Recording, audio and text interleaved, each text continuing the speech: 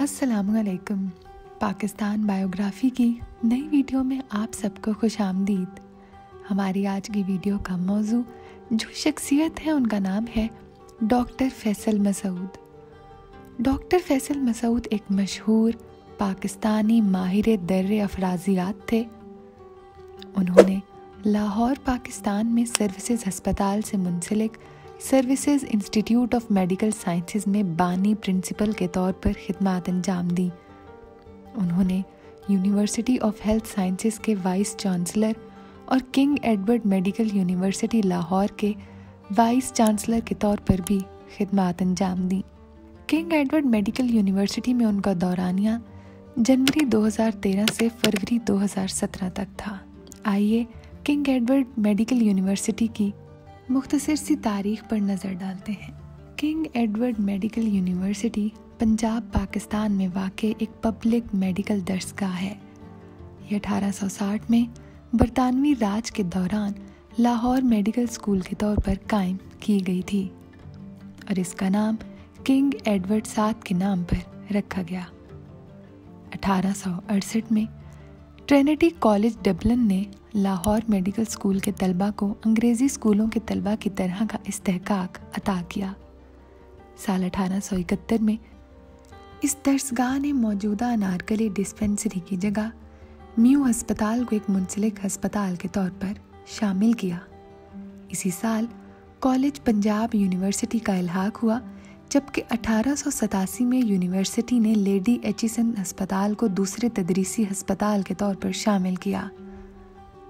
पाकिस्तान की आज़ादी के बाद यूनिवर्सिटी सूबे का वाहिद मेडिकल कॉलेज बन गया और साल 2005 में अपने तौर पर डिग्रियां देने का हामिल हुआ। इसके बाद से ये तौसी से गुजर चुका है और लेडी विलिंगटन अस्पताल समेत 7 तरतीरी रेफरल अस्पतालों की निगरानी करता है। साल 2015 में HEC ने पाकिस्तानी आला तालीमी इदारों की 5वीं दर्जेबंदी शाया की। Higher Education Commission of Pakistan की तरफ से King Edward Medical University Pakistan की मेडिकल यूनिवर्सिटियों में 6 नंबर पर है। तो नाजरीन, ये तो थी किंग एडवर्ड मेडिकल यूनिवर्सिटी की मुख्तसर सी तारीख। आइए अब डॉक्टर फैसल मसूद की इब्तदाई और ज़ाती ज़िंदगी पर नज़र डालते हैं। कश्मीरी नस्ल के कदामत पसंद ख़ानदान में पैदा हुए, जिनका आबाई ताल्लुक शोपिया में था। फैसल मसूद ने मुख्तलिफ स्कूलों में तालीम हासिल की, क्योंकि इनके वालिद जो एक सरकारी मुलाजिम थे पूरे पंजाब पाकिस्तान में मुख्तलिफ जगहों पर तैनात हुए। FSC में आला मेरिट हासिल करने के बावजूद उन्होंने अपने वालिद की शदीद नाराज़गी के बाइस निश्तर मेडिकल कॉलेज मुल्तान में तालीम हासिल करने का इंतखाब किया। अपने यूनिवर्सिटी के ज़माने में वो सबसे ज़्यादा बाकायदा तालिब इल्मों में से नहीं थे, लेकिन फिर भी वो आला तालीमी नंबर हासिल करने में कामयाब रहे।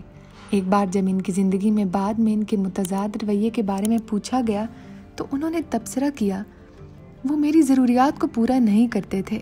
बरतानिया में इनकी तालीम के सरपरस्त के ज़रिए इनकी तरबियत से निशान ज़दा हुई। उन्होंने अक्सर अपने उस्ताद के अजीम असर व रसूख का एतराफ़ किया, जिसके बाद उन्होंने ख़ुद को बेहतरीन बनाया। वहाँ इनकी मुलाकात अपनी बीवी से हुई। वो अंग्रेज़ी मुख्तसर कहानियों की एक फ़ाल मुसन्निफ़ा थीं। डॉक्टर फैसल मसूद ने MBBS की डिग्री 1976 में निश्तर मेडिकल कॉलेज मुल्तान से हासिल की। वो साल 1982 में royal college of physicians Edinburgh Glasgow और लंदन के रुकन और साल 1998 में royal college of physicians Edinburgh के फ़ेलो बने, जहाँ इनकी दिलचस्पी का शोबा दर्रे अफराजियात था। उन्होंने अपने तदरीसी पेशे का आगाज़ साल 1982 में अल्लामा इकबाल मेडिकल कॉलेज से किया। वो अपने इस अकीदे में पुरजोश थे कि मेडिकल कॉलेजों और दरसगाहों को आज़ाद ख्याल माहौल को अपनाना चाहिए। उन्होंने बुनियादी तहकीक की हौसला अफजाई की और बाज़ औक़ात तिबी तहकीक को महर जमा करने की कोशिश का। अगरचे उन्होंने ख़ुद एक तिबई मुहक्किक के तौर पर मुतअद्दिद तहकीकी इशाअतों के साथ शुरुआत की, लेकिन वक्त गुजरने के साथ साथ इनका ज़ोर बुनियादी तहकीक की तरफ बढ़ गया। वो एक कसीर उज़्ज़ाब्ता तहकीकी दायरा बनाना चाहते थे, जैसे कि वो अक्सर कहा करते थे, बेहतरीन तहकीकी तजावीज़ गैर मुतअल्लिका शोबों से ख्यालात के रद्दोबदल से आती हैं। وہ نوجوان محققین کو سالانہ تحقیقی گرانٹ فراہم کرنے کے لیے services institute of medical college کے لیے ایک انڈومنٹ فنڈ بنانے میں کامیاب ہوئے۔ اس عمل میں انہوں نے گرانٹ کی تشخیص اور تحقیقی آڈٹ کا ایک نظام قائم کیا۔ اس کوشش کے نتیجے میں سمز میں تحقیقی جریدے کی پیدائش ہوئی جس کا نام ایسکیولاپیو ہے۔ سال 2003 میں سخت انتظامی مخالفت کے باوجود انہوں نے سروسز ہسپتال لاہور میں ایک جامعہ ذیابطیس سینٹر شروع کیا جہاں وہ اس وقت بطور پروفیسر خدمات انجام دے رہے تھے۔ ان کی بیٹی نے اس مرکز کے لیے ایک سافٹ ویئر لکھنے میں ان کی مدد کی تاکہ ذیابطیس کے 84,000 سے زیادہ مریضوں کا ایک ریکارڈ بنایا جا سکے۔ اس سینٹر کو سال 2004 میں انسان دوستانہ تعاون کے ساتھ آگے بڑھایا گیا تاکہ پوسٹ گریجویٹ ماہر افرازیات کی ٹریننگ بھی فراہم کی جا سکے۔ اس کاوش کے اعتراف میں college of physicians and surgeons Pakistan نے انہیں سال 2010 میں افرازیات کے شعبے میں اپنا پہلا فیلو منتخب کیا۔ ڈینگی کی وبا 2011 میں ان کا کیا کردار رہا؟ سال 2011 میں جب صوبہ پنجاب کو ڈینگی بخار کی وبا کا سامنا کرنا پڑا تو انہیں حکومت نے اس کے انتظام کے لیے علاج کے ماہرین کا ایک گروپ تیار کرنے کو کہا اور اس کی سربراہی کے لیے ان کو مقرر کیا۔ ماہرین کا یہ گروپ DEAG فیملی فزیشینز، ڈاکٹروں اور پیرامیڈکس کی تربیت اور ڈینگی بخار کے انتظام کے لیے GCP کے رہنما خطوط کی اشاعت میں اہم کردار ادا کرتا تھا۔ اس وبا کے دوران ان کی کوششوں کے لیے انہیں سال 2013 میں تمغہ امتیاز سے نوازا گیا۔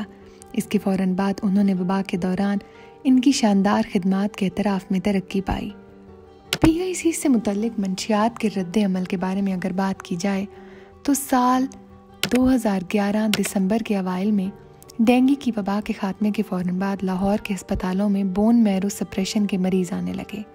ان میں سے زیادہ تر نے ڈینگی IgM کے لیے مثبت تجربہ کیا جس سے ڈینگی کی بیماری کی کچھ غیر معمولی شکل کا امکان پیدا ہوا۔